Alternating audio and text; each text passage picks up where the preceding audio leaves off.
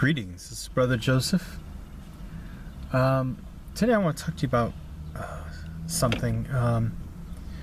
I called in recently to a live stream. It was some apologists talking about the possible why as to why these Ortho-bros would side with Muslims, Islam, when attacking an apologist, one of these evangelical apologists who have been trying to convert Muslims, which I think is a good thing. I'm glad they're doing that. I called in and I spoke briefly. It was at the tail end, and I'm not really great with technology, so it's something like an echo going on my end, and it was a little bit confusing, and it was late night, so I'm still trying to figure out the technology thing. But I talked to him about the why. And the reason why I called in is because I'm writing an article. And I'm hoping to have it done within a few weeks, hopefully, God willing.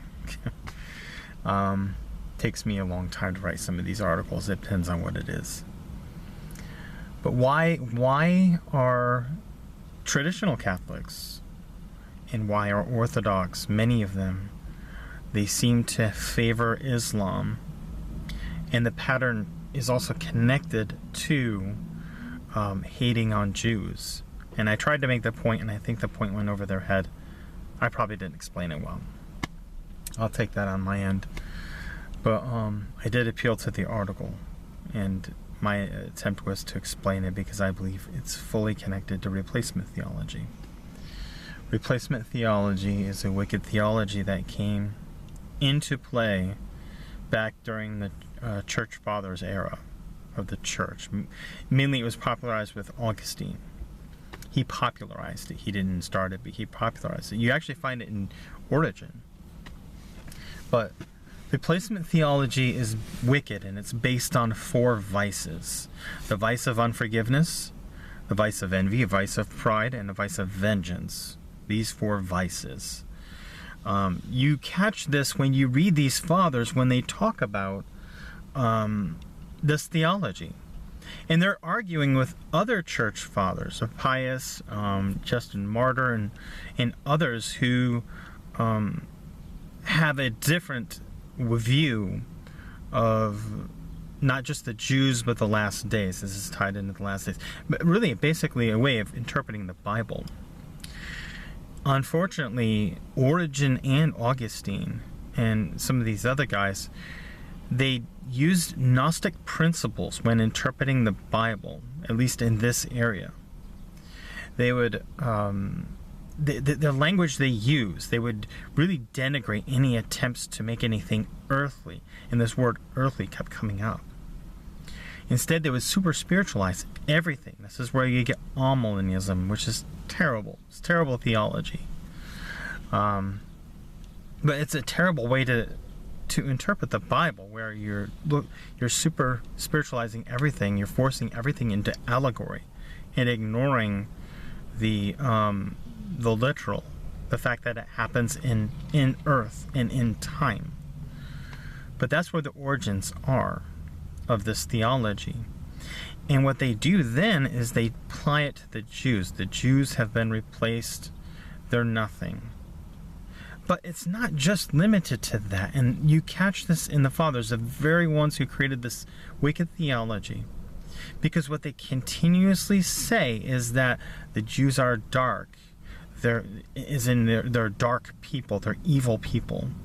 They're infectious. They're infected with something, right?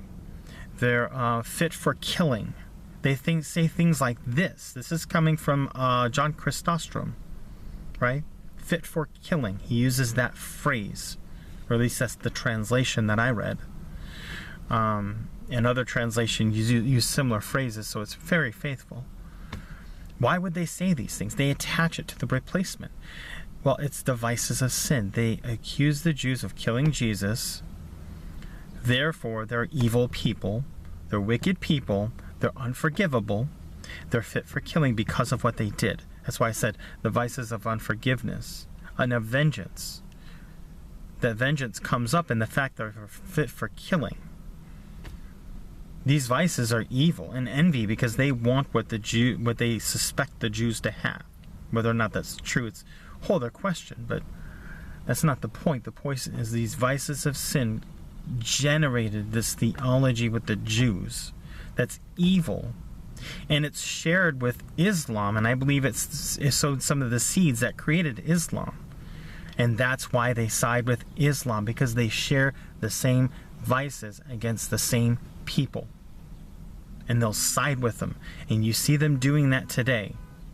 They'll ignore Christian persecution. They ignore the stuff happening in Nigeria. They ignore the stuff happening in Syria.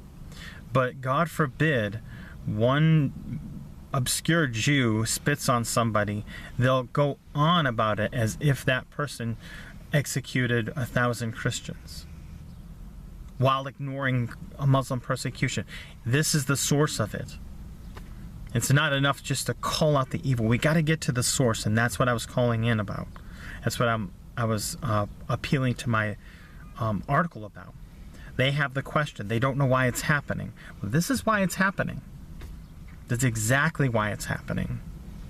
And it's got to be exposed. It's got to be called out. And these priests and these bishops, whether they're Orthodox or Catholic, and I've seen them and I've argued with them, they got to be called out for this. They can't go on hating on the Jews and siding with Muslims, especially while they're killing Christians. It's wrong. And it needs to be talked about. So that's what I was on about, and hopefully they'll catch this video. It's doubtful. You know, I'm just this obscure voice in the middle of nowhere. But that's it. I just wanted to share that, and hopefully I get this article out soon. And when I do, I'll try to promote it some. So that's all I've got. Thank you, and as always, God bless.